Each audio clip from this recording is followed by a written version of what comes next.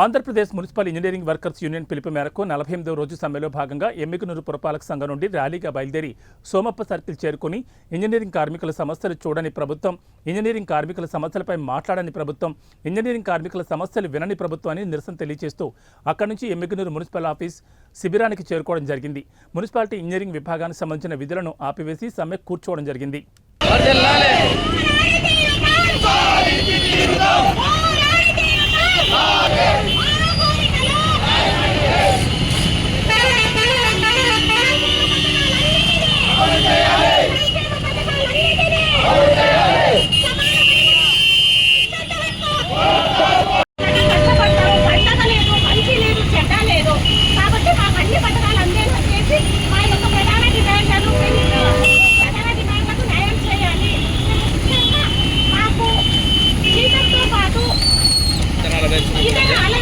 పెంచుతూ మాకు 55 ఆదివారాలు 17 జాతీయ రాష్ట్ర సెలవు దినాలను కూడా వేతన దినాలుగా ప్రకటించాలని గవర్నమెంట్కు విన్నవించుకుంటున్నాము.